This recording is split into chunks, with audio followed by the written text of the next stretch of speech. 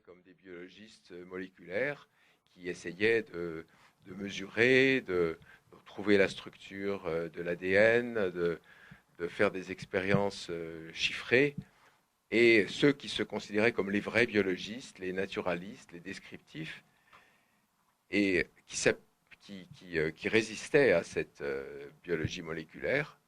Et les biologistes moléculaires se sont effectivement beaucoup appuyés sur la chimie et la physique. Certains d'entre eux, beaucoup d'entre eux, mais pas tous, venaient de la physique, mais pas tous.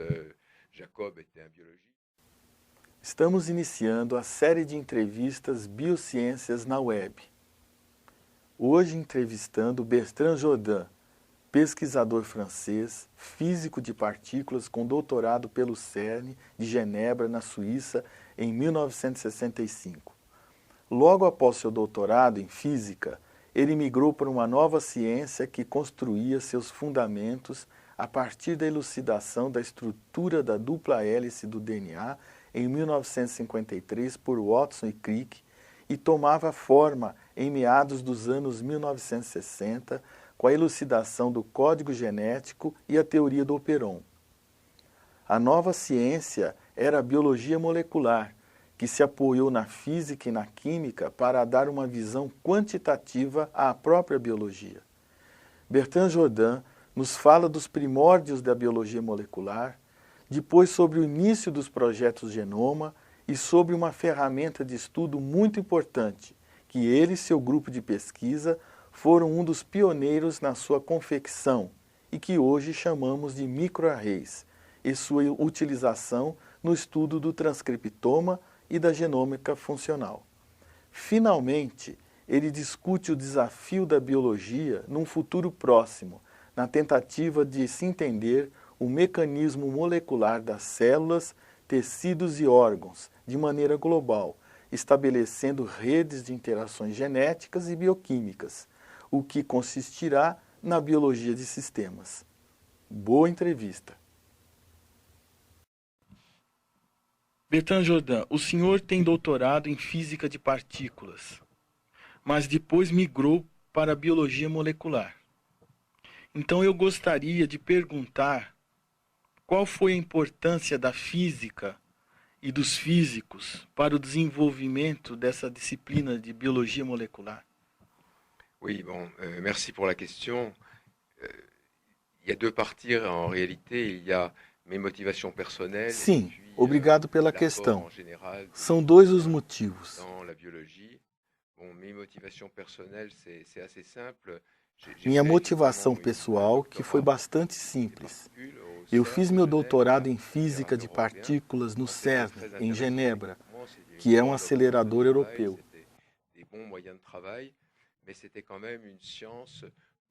Muito interessante do ponto de vista técnico, mas foi um tipo de ciência que nos fez passar um ano inteiro envolvendo 20 ou 30 pessoas para obter uma pequena informação sobre a duração de vida de uma partícula.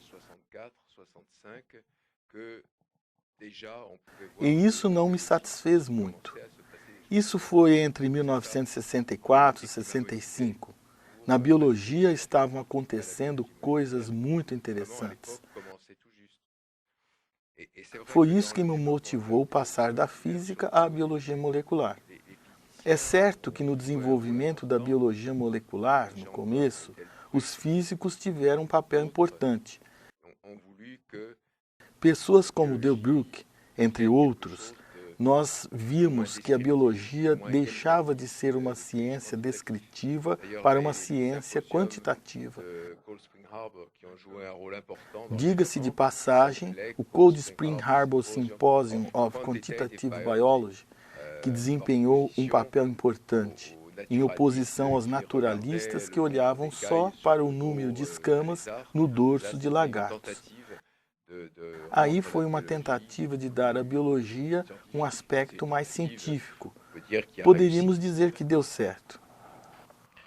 A biologia molecular teria uma origem na interface entre a biologia, a física e a química, ou a bioquímica. Mas hoje é uma disciplina independente. Oui, faut dire qu'au début, en fait, la biologie moléculaire, elle s'est construite un peu en opposition avec la biologie traditionnelle. Il y a eu une opposition assez Sim, forte poderíamos entre les dizer gens que, qui de se fato, a considéraient comme biologia molecular biologistes se construiu moléculaires, um pouco qui em essayaient oposição à de biologia mesurer, tradicional. de trouver la structure de l'ADN, de faire des expériences chiffrées. Et ceux qui se considéraient comme les vrais Houve biologistes, mesmo les uma naturalistes, oposição bem forte entre as pessoas que se consideravam biologistas moleculares, que tentavam medir, determinar a estrutura do DNA, fazer experiências quantitativas, e os que se consideravam verdadeiros biologistas. Beaucoup d'entre eux, mais pas tous, venaient de la physique, mais pas tous. Jacob était un biologiste. Os naturalistas descritivos que resistiam a esta biologia molecular. On pourrait sûrement trouver beaucoup d'autres exemples. De fato, os biologistas moleculares se apoiaram bastante na química e na física. La biologie moléculaire a tout englobé. On ne conçoit plus Muitos, mas nem todos, vieram da física. Monod era biologista, Jacob era cirurgião, entre outros exemplos. a une part moléculaire importante. Bom, hoje não é mais o caso, pois a biologia molecular englobou tudo. On a un peu trop oublié certaines sciences qui restent Mesmo a importantes. ecologia ou a antropologia há uma parte molecular importante. Bom, talvez nessa batalha esquecemos de ciências que ficaram importantes como tais. Temos uma fisiologia de qualidade, mesmo a descrição das espécies é ainda importante. Como eu diria, a hegemonia da biologia molecular fez esquecer um pouco tudo isso. A biologia molecular englobou tudo. A pris tout le terrain. O senhor acompanhou e participou dos projetos Genoma, principalmente do genoma do camundongo. Eu pergunto, o que é o genoma? Oui, en fait, je dirais que j'ai surtout suivi le projet Génome Humain, qui était quand même le projet. De fato, eu diria que segui sobretudo o projeto Genoma Humano, que foi o projeto principal, e trabalhei bastante sobre o camundongo, pois eu estava no Instituto de Imunologia, no qual o camundongo era um modelo. De fato, nós transpomos o conhecimento adquirido com os camundongos para o homem. Bom, a definição mais simples de genoma é o conjunto de genes de um organismo, o conjunto do material genético. Tudo que contém os genes, as partes reguladoras, assim como as partes codificadoras, de maneira que podemos desenhar o global da hereditariedade de cada célula de nosso corpo. O número de genes no DNA de um organismo é menor do que o número de RNAs, mensageiros, e de proteínas. Isso significa que na pesquisa da genômica, o maior trabalho para o presente e o futuro será a decifração da expressão dos genes. Seria a genômica funcional a decifração do transcriptoma? Oui, en fait, il y a eu beaucoup de malentendus sur le programme Génome, à la fois de la part de gens qui de fato, houve muitos mal-entendidos no começo do programa Genoma, da parte das pessoas que se opunham, pois havia oposição, e também da parte dos defensores. No começo dos anos 1980, mesmo nos Estados Unidos, havia oposição ao projeto Genoma. Diziam que era um exercício estúpido, que não nos levaria a nada, que iria consumir quantidades enormes de dinheiro e que era sem interesse. Bom, eles estavam enganados porque a leitura do genoma humano chegou a muitas surpresas. Por exemplo, o número de genes que imaginávamos ser 100 a 150 mil, e na realidade são 20 a 25 mil.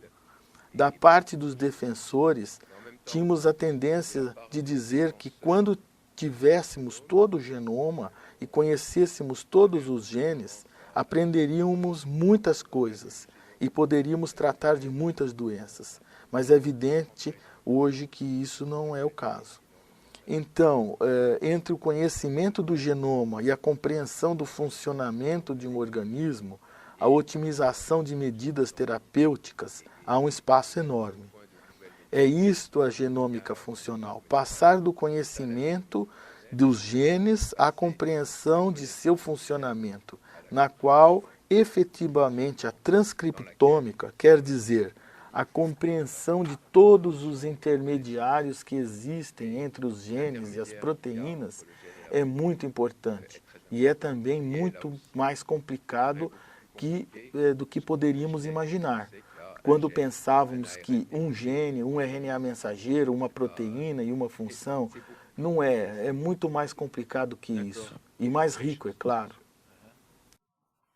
Nesse aspecto, o senhor deu uma contribuição importante, sendo um dos pioneiros do método dos DNA arrays. Explique-nos o que são os DNA arrays e sua utilização. Oui, alors les microarrays ou les puces à ADN, on a dit quelquefois les réseaux d'ADN, c'est une technologie qui a... Sim, os microarrays representam um arranjo de DNA. É uma tecnologia que começou a ser desenvolvida no início dos anos 1990. Diria que essa ferramenta ajudou a responder o papel dos genes numa realidade biológica, da qual uma das primeiras etapas é a transcrição de um gene em RNA mensageiro e a maneira que isso se faz. A quantidade de certo RNA mensageiro que está presente numa célula e a maneira que ele pode variar em função de tratamentos que aplicamos na célula. E isso foi claro no início dos anos 1990, que não dava mais para se contentar como fazíamos até aquele momento, ou seja, um gene por vez. Bem, pensávamos que haviam 100 mil genes. Na realidade, temos 20 mil, mas mesmo assim é bastante. Bem, agora poderíamos trabalhar com muitos genes de uma vez. Então, os DNA arrays ou microarrays representam uma tecnologia na qual dispomos sequências de DNA sobre um suporte sólido de maneira organizada. Assim, podemos seguir a expressão de milhares de genes em paralelo, aprender de maneira global o funcionamento desses genes de um organismo, o que se passa num tumor ou o que se passa quando estimulamos uma célula com um determinado produto. Nós participamos efetivamente desse desenvolvimento e com muitas outras equipes isso deu um grande desenvolvimento até nossos dias. Isso tem um papel não só na pesquisa, mas igualmente em testes clínicos. Existem testes clínicos que utilizam esses DNA arrays. No final dos anos 1980, quando se iniciava o projeto Genoma, vários pesquisadores não acreditavam que seria possível sequenciar todo o genoma humano, com seus 3 bilhões de pares de base. Eu pergunto se seria possível conhecermos todo o transcriptoma de um organismo. Oui, alors pour le séquençage du génome humain, effectivement, quand le programme a été lancé, beaucoup de chercheurs n'y croyaient pas. Même personnellement, je peux dire que je n'y croyais pas. Bon, j'avais moi-même séquencé de mes mains 5000 bases d'ADN. Quando o projeto Genoma Humano foi lançado, muitos pesquisadores não acreditavam. Eu, pessoalmente, não acreditava. Eu mesmo havia sequenciado 5.000 bases de DNA, um gene HLA, no início dos anos 1980. Eu sabia que trabalho isso dava. As técnicas haviam progredido, mas não de maneira extraordinária. Então, ler 3 bilhões de nucleotídeos parecia extremamente longe. A saber, quando o programa Genoma for lançado, a maior sequência que havia sido lida foi um cromossomo da levedura, com 300 mil nucleotídeos. Isso fora realizado em colaboração entre 20 ou 30 laboratórios europeus, com bastante dinheiro e muita coordenação. 3 milliards, pas 3 millions, 3 milliards de nucléotides. Donc, d'une part, ça pouvait vraiment se demander... Tudo isso para ler 300 mil nucleotídeos. E aí estávamos falando em sequenciar 3 bilhões, não 3 milhões, 3 bilhões de nucleotídeos. Era necessário perguntar se isso seria possível e mesmo se seria interessante, porque já sabíamos que nesses 3 bilhões de nucleotídeos havia somente 1% que representava os genes. Então perguntamos se seria interessante sequenciar somente os genes e não todo o DNA.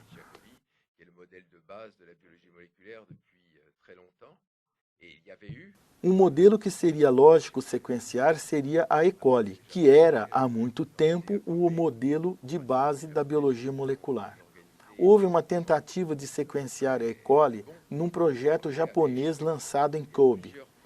Em princípio, os japoneses são bastante organizados e tecnicamente muito bons, mas o projeto fracassou. Pensávamos que colocar 50 vezes mais pessoas e 50 vezes mais aparelhos, poderíamos ter 50 vezes mais sequências. E de fato isso fracassou.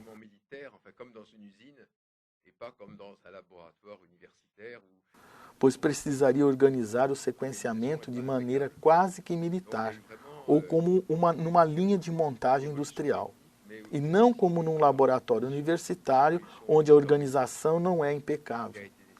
Então precisávamos assim de uma evolução técnica, mas também muito mais de uma organização para tornar tudo isso possível.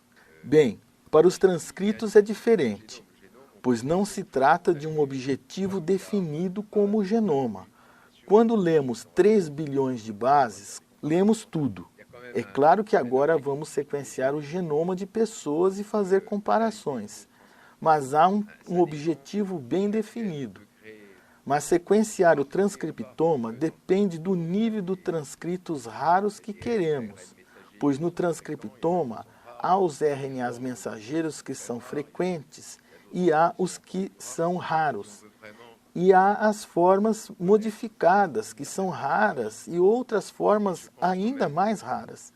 Se quisermos mesmo conhecer tudo, será de certa maneira um trabalho infinito.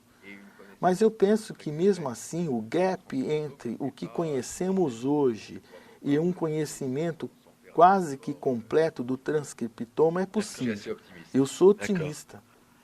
Bertrand Jourdain, em sua opinião, qual será o grande desafio para a biologia molecular num futuro próximo?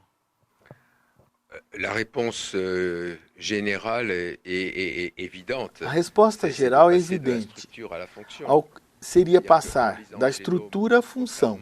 Ao contrário do que se pensava as pessoas que eram contra, nós aprendemos muitas coisas.